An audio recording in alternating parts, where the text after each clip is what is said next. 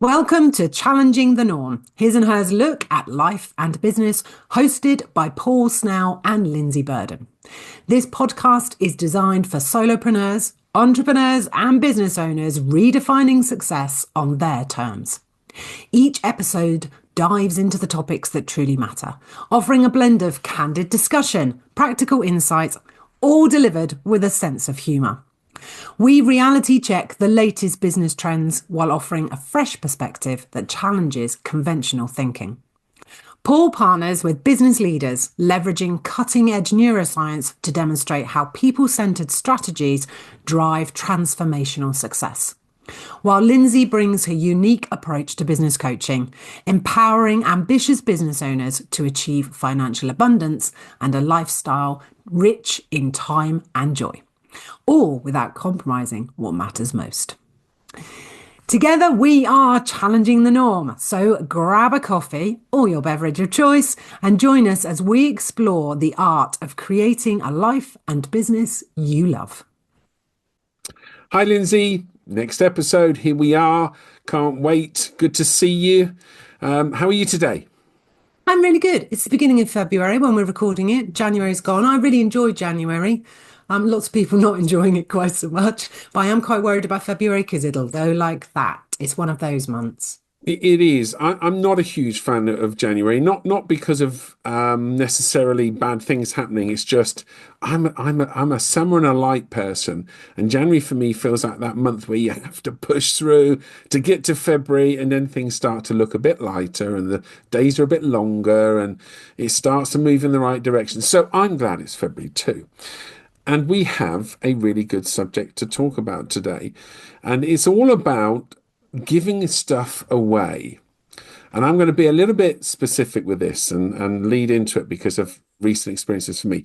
So as a coach like you, giving stuff away usually means my time. And the challenge in the last probably 4 to 6 weeks, certainly January and maybe a bit of December, has been potentially me giving away too much of my time for free. And that sounds like a really simple statement to make, but it's way more, and here's the word, nuanced than that.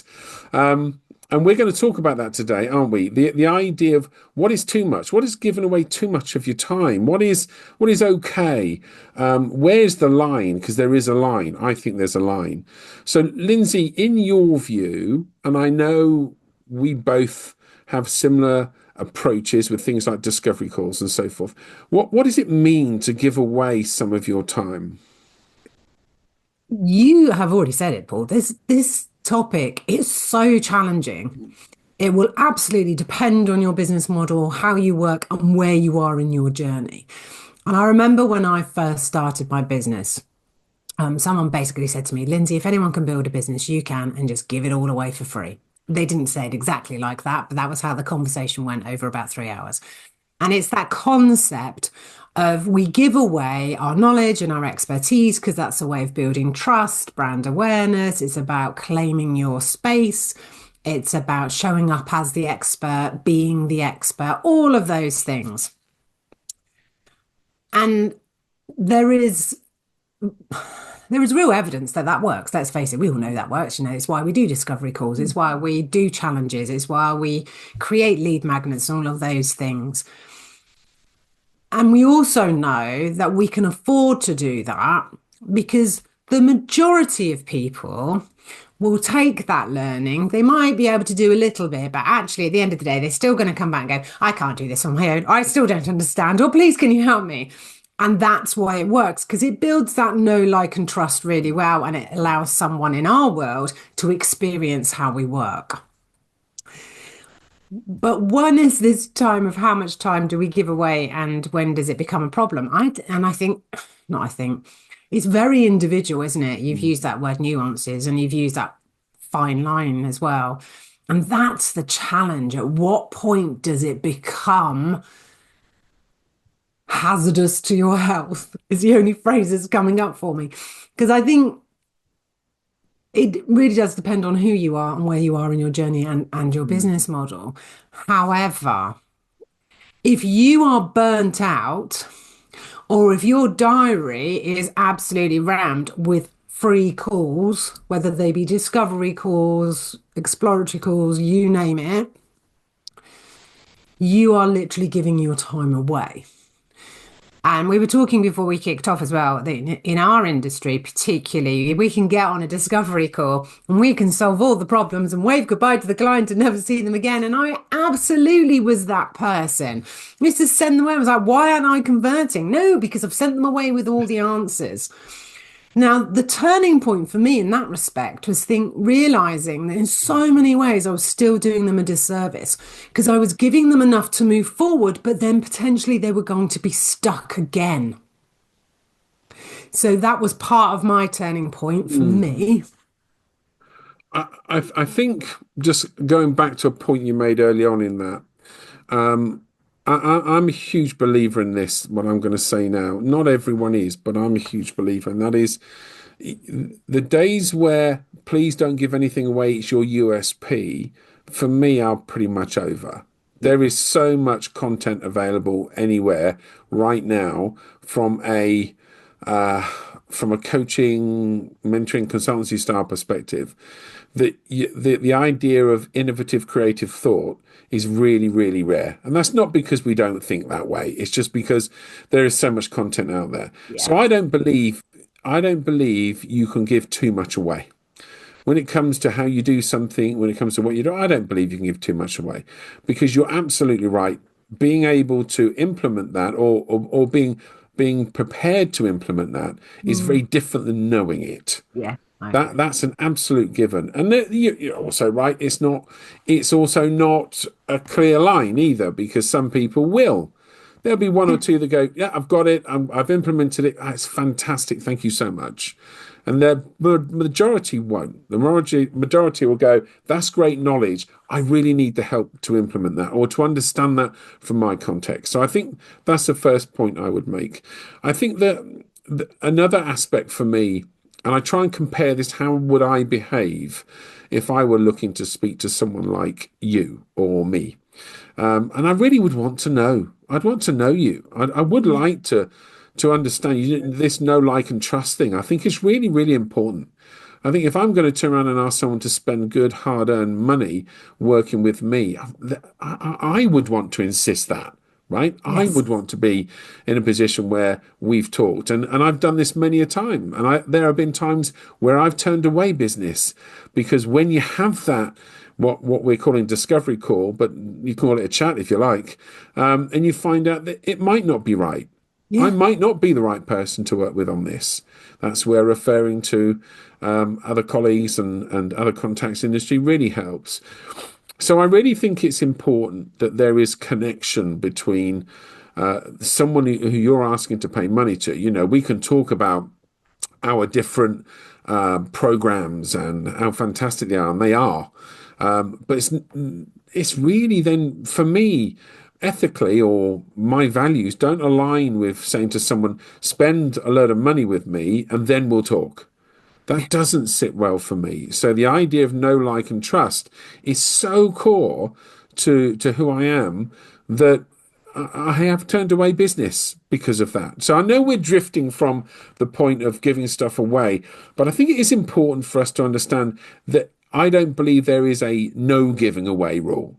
Right? I don't believe you can do that in the industry we're in, and really in any service-based industry. I don't believe there's a no giveaway rule, because by definition you can't achieve the know, like, and trust.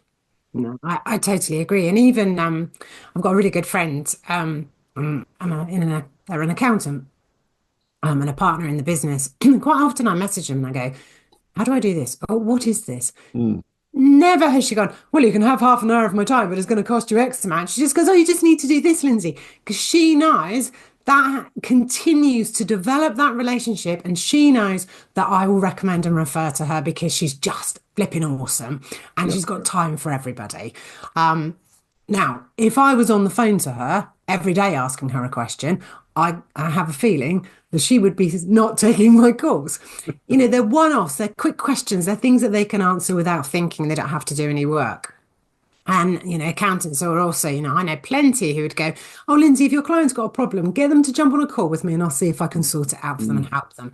And I think that also comes from, particularly for women, we're helpers. We want everyone to be happy. We want everyone to be all right. That's what we do. And there's plenty of men that are in the same space as that. But then there's this challenge, isn't there? And you've alluded to it, and then I alluded to it by saying if I phoned her every day, I think she'd probably turn me away. There has to be a point where it's no longer free.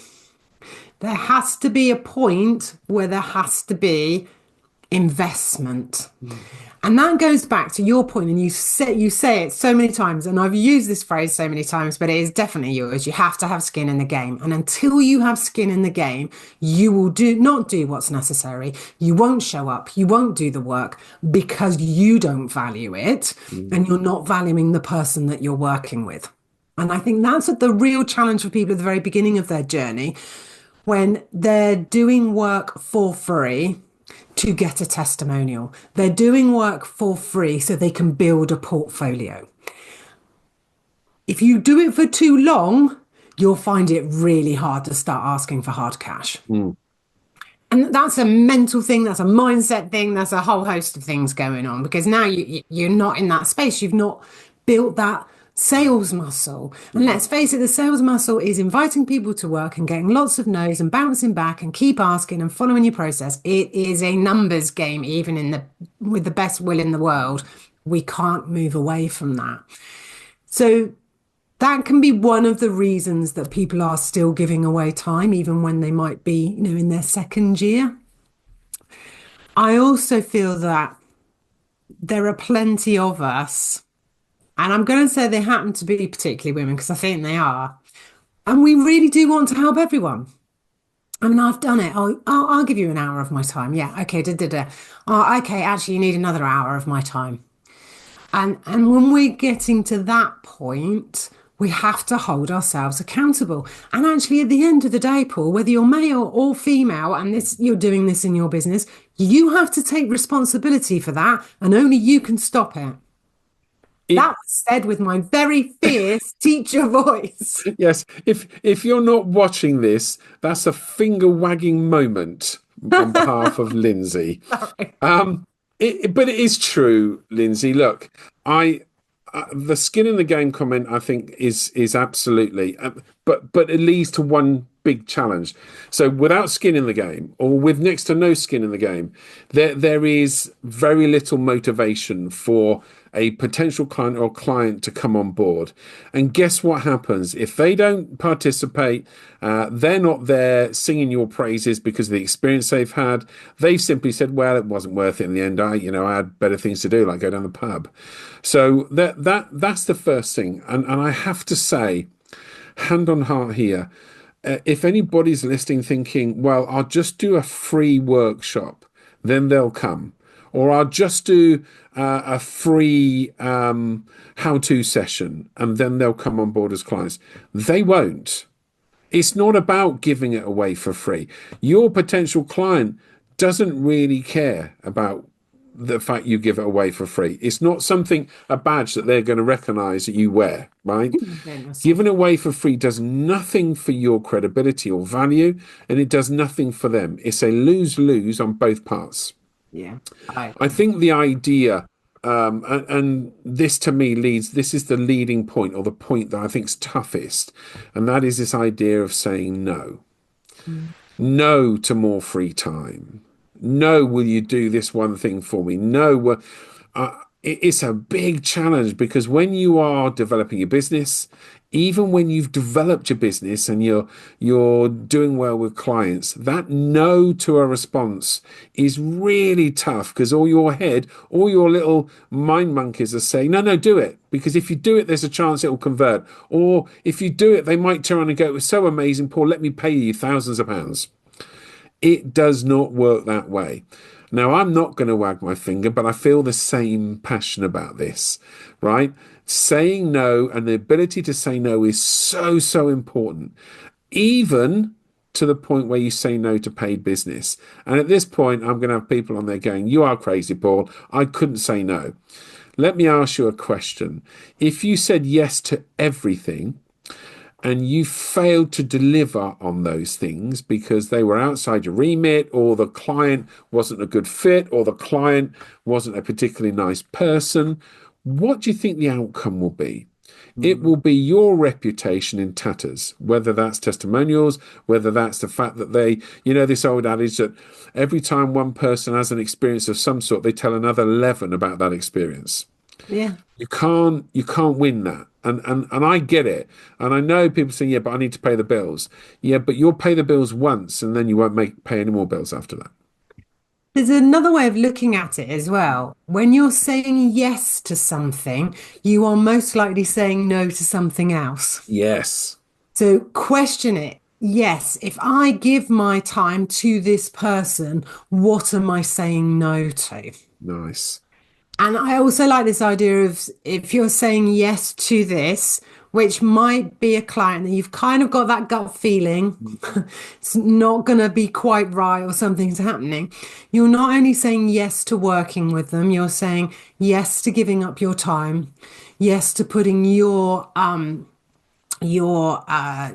what's the word you use a minute? My brain's gone completely. Your reputation, that's the word. You're saying yes to actually putting your reputation at risk. There are so many other things that come along with that. Yes to giving up time with your family because now you're squeezing them in because you haven't really got time, but you need the money. There are so many things that you're saying yes to, alongside of you're saying no to all of these things here. And there is, I just want to pick up on that point of when we say yes to clients that we know are not good fit and we do it from a place often of lack and we're panicking. And we've all been there. If you're listening and thinking, well, those two have never done it, I Oh, can assure yes. you I've done it many, many times. But the minute you do that, they're usually the clients that absolutely zap your energy, your time, your positivity. They leave you exhausted. They are usually very demanding Yeah. Yeah. and they will be at you constantly. And sometimes, and I'm fortunate that I haven't had this, but sometimes their expectation of what can be achieved by working with you is unrealistic. Mm. So the potentiality and for damage to your business and your reputation are huge. Yeah. They really are. In fact, I can't stress that enough. It feels like when you're under pressure, when you feel the pressure of generating income, and particularly in the early days, it feels like just take anything and you'll make it work. Just say yes and worry about it later. I know that's the Richard Branson way of doing stuff. But here's the challenge when you are fine tuning your services to deliver something of quality and value and outcome, you need really to be really cautious. I know that. In fact, in the last 6 months, I've had one client. We had clarity on the outcome, we had clarity on what it was until we're about month 3 of 6 months. And they turned and said, "So you haven't fixed that person yet?" We never discuss fixing anybody. That's not my job to fix people. Yeah, but I just need them fixed. They're broken and I've got these issues. No, it doesn't work like that. And we stopped. We stopped at that moment and said, look, if your expectation is fixing, then that's definitely not the role for me in your situation. And I think I know it's easy. I know it's easy for us to say, just say no. I know it is. But I want to be able to turn around and say, if you're a start of your journey, trust me, you want to make sure that you're building a sustainable business moving forward, not a short, quick fix. Make sure I generate some money. I'll worry about the challenges after that. Reputation is so hard won, Yeah, it is. right? And it's so easily lost. So don't fall for that. I know it's hard. I know sometimes the income isn't where you need it to be and you need to have the income. But if you really love what you do and you want to do that long term, you're going to have to start saying no. And I think there's a real danger when you're just starting out, or even sort of year 2, 3, or any time in your business journey, because there are going to be times when it feels really tough. And it's at those times when when we've talked about knee-jerk reactions before, and you're making decisions based on fear, panic. They are not good for your business in the longer term. And potentially what you're going to do is you'll start getting in those quick solutions, those band-aid solutions, as I call them. You're creating more problems for yourself down the line. So it's always about going, okay, what do I do really well? What works for me, and do more of that. Because please do not start going, I need to be on TikTok. I suddenly need to be pointing at things and putting reels out on Instagram, and I need to be doing this, that, and the other. Do not go down that panic mode. And I have done this. I just need to do some more marketing. No, you don't need to do some more marketing. You need to just come back. And Yeah. I was gifted a phrase quite a few years ago now by a client, and they said, Lindsey, we want to tuck in to spring forward.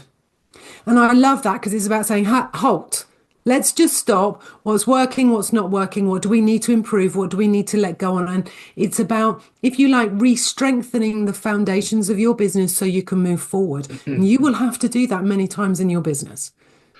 You will, but I still think one of the if anyone's listening, not if any, people listen, they're not if They anyone do. listens. What are you talking about? I can tell you, Paul, there's a lovely lady called Liz, and she has listened to every episode. And I spoke to her about it the other day. Well, thank you, Liz. Yes, And she's had a mention now. you know, I think for me, the big thing that you've said so far that is great for benchmarking is this idea: if you're saying yes to something, what are you saying no to?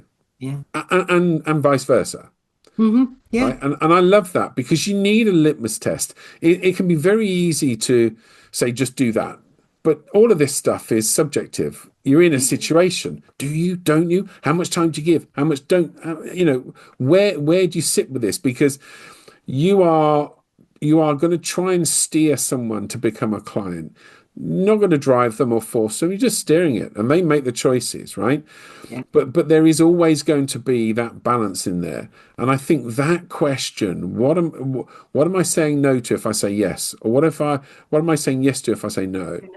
I think that's such an important question because it allows you to sit down and go, well, if I take on this thing, is it going to reduce, and let's just, I pick an example. Let's just say I'm going to do some evening sessions on a free workshop. Pick whatever you like. What am I saying no to because of that? Am I saying no to spending time with the family? Am I saying no to eating healthily? I think that question is a fantastic way of going, let me just work out the balance here. Because if the answer is, I'm going to say yes to that 30-minute discovery call, so what am I saying no to? Well, maybe a coffee that I could go and make in that 30 minutes, or maybe a podcast I won't be listening to. You almost can turn around and go, that's okay. I can do that. I'm okay with that. yeah, But without that litmus test, I think it's the risk you have is the fixed line between yes and no isn't so fixed. So you might need a good question to ask yourself to see where does that sit with you. And when it does sit with you, when you do sit there and go, am I okay with that? That's the right decision. yeah. I That's agree. the right decision. And just wondering as well for our listeners, if they're at that point where it feels, you know, busy, you can also ask yourself, am I busy for busy's sake? Mm. Or am I busy right now because it's that time of year for my business, or because I'm in that growth mode? Because, I talk about it all the time. Your success on your terms, in your way, without sacrificing your joy, health, relationships, and weekends. But sometimes we have to make a choice between doing that and working on our businesses, or perhaps actually I need to work a little bit longer to get this going, because initially and at times in your business when you're going through those growing pains or a growth spurt, you have to put the time in and there are no quick ways to achieve that except for us to get into our businesses and be doing the work. Correct. And remember, that's a big part of why we start our own business. We want flexibility, but with flexibility, it needs to come with other parts as well. So if you want the flexibility to be able to pick the kids up from school or go for a walk in the afternoon with the dog, There is a balance to that, and that balance might be at a point you're putting in more effort, time, whatever that is, under conditions that you wouldn't normally do, because that is part of developing a business. That's why, as much as I say just say no, to coin a phrase from the 80s, I But I've got that song singing in my head yeah. from Grange Yeah, Hill. if you ever watch Grange Hill in the Was 80s, you'll that? know exactly what we're talking about. But you would need to be that age. You need to be as old as us to know what we're talking. And if it means nothing to you, you might have to Google it and just have a look. It's probably But there. yeah, as in some museum somewhere. I think that I think it's okay for me to talk about saying just say no. It's not that simple. I get it's not that simple. That's the reason I like your question to ask yourself, because I don't think it can be that simple, but it has to be a consideration. It can't just be, well, because I'm in business, because it's early days, or because I've not got many clients right now, I'll just say yes to everything. That is not the answer. It isn't. And you make a point, and what I hear is you saying step back from your business. Just step back and look at what you're doing here. What does it take? And if it takes more time than you would normally do, why are you doing it? What's the outcome for you? I'm not talking about, will it mean that you'll invoice 5 grand this month instead of two? I'm talking about, what does it look like for your business in the long term? Because I think often people who start businesses, certainly in a service-based business, their view is, I want to do this. This is my passion. I want to do this for the rest of the time I work.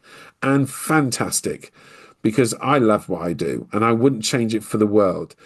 But you have to be able to stand back and say, hang on, you don't want to sacrifice that lifestyle that you want to have, whatever it is you want to do, but the lifestyle you want to have with that, which is what you do and how you live it, you don't want to sacrifice that for a quick buck, because it won't be there when you've had all the challenges with the quick buck No, because you'll be able to pay the bills today, but you won't be able to pay them tomorrow. every time. There is another point here, and we have talked about this before, but it's worth mentioning.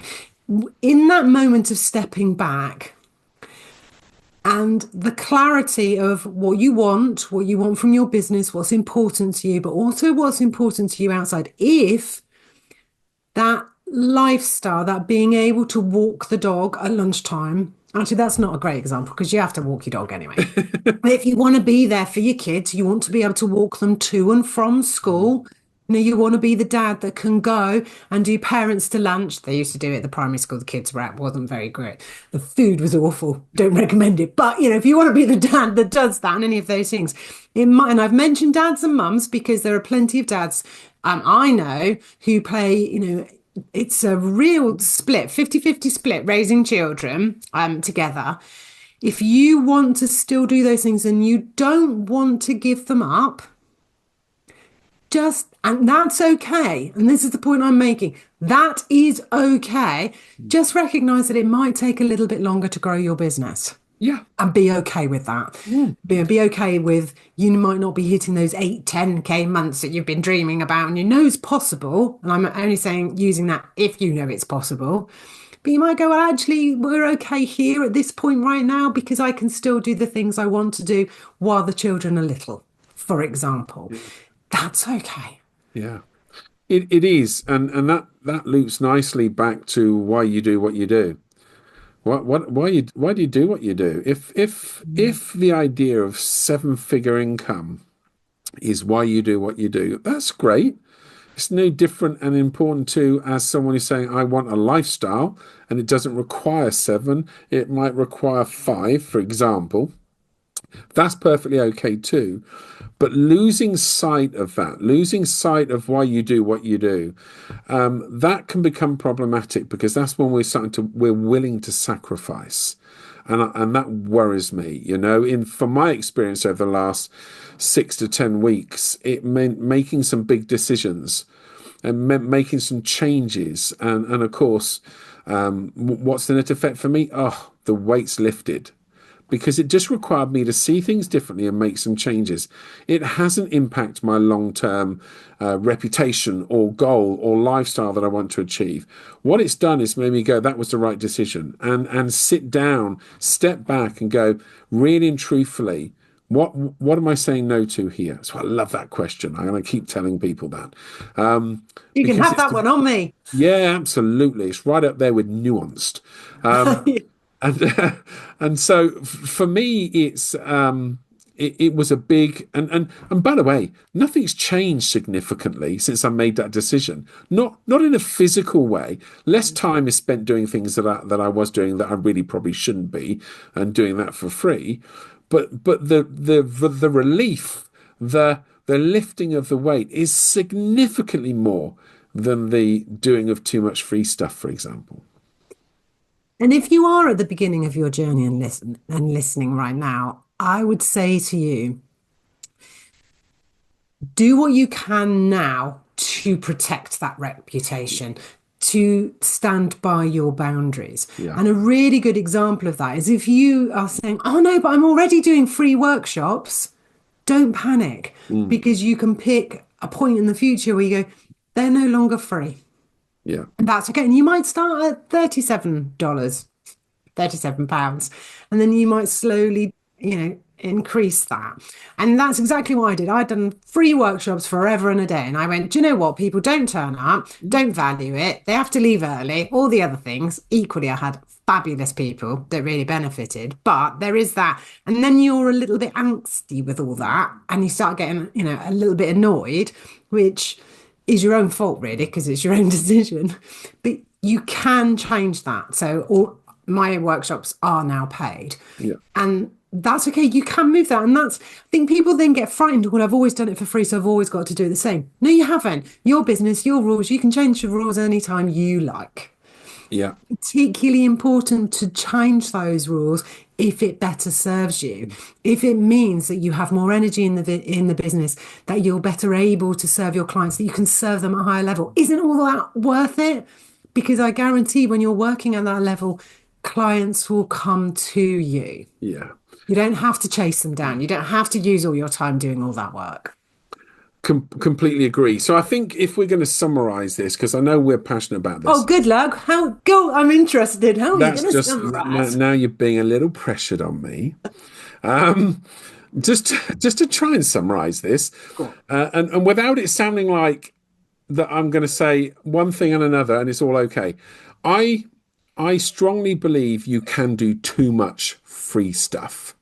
I strongly believe that there is very limited value in doing lots of free stuff. And using the phrase skin in the game. I think that's really, really important. And it may sound like it's being mercenary, it's not. When people realize there is something to lose but lots to gain in a situation, it's fascinating how much focus they bring to it, right? I think there is no black and white or clear cut answer to when stuff is too much for free. I love the question you have to ask yourself, Lindsey, what am I saying no to if I say yes, and vice versa?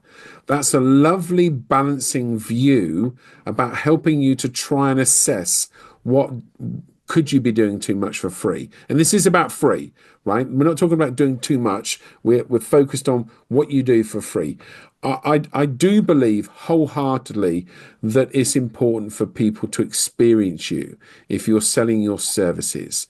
So the like, know, and trust element is really, really important. It is for me for two ways. One, can I work with the client? And certainly, can the client work with me? So there is room and place for doing free stuff, if you like, and Discovery Call is the classic for that. But I urge people who are listening, please don't think free is an easy way of signing up paying clients. It's not an easy way. There is no skin in the game. You just find people say yes to it and not turn up, or yes to it and leave halfway. So free isn't the answer. Free is not the panacea to gain more paying clients. What do you think, Lindsey? I think you've summed it up beautifully. Might I add Mm, that when you're using free intentionally to grow your business, mm, when you are using it as part of your strategy to grow your business, you are using it in a very different way from a different place and with a different energy than I'm just going to do everything for free until such time as I am ready, or I am going to do everything for free because everybody needs my help and we can't help everybody. To all those women out there who think we can help everyone, we really, really can't. So I think I love what you said. And it is that kind of, you're saying, don't do free, but you should do free because there is no right or wrong. Correct. It's about finding what works for you and in a way that helps to ensure that you have the energy to grow and develop your business and serve your clients at the highest level. Yeah, and live out that business the way you want to live it out. Yes. You know, not get into this messy place of panic doing for free or whatever it might be. It's got to be on your terms. It Brilliant, Lindsay. I love that one. was I'm good. glad we got a mention for one of our listeners in there. That's Yes. always fun. But no, important one. Really enjoyed it. Looking forward to the next one. But on that note, I'm going to say goodbye. Oh, it's lovely to see you, Paul, and I look forward to the next one.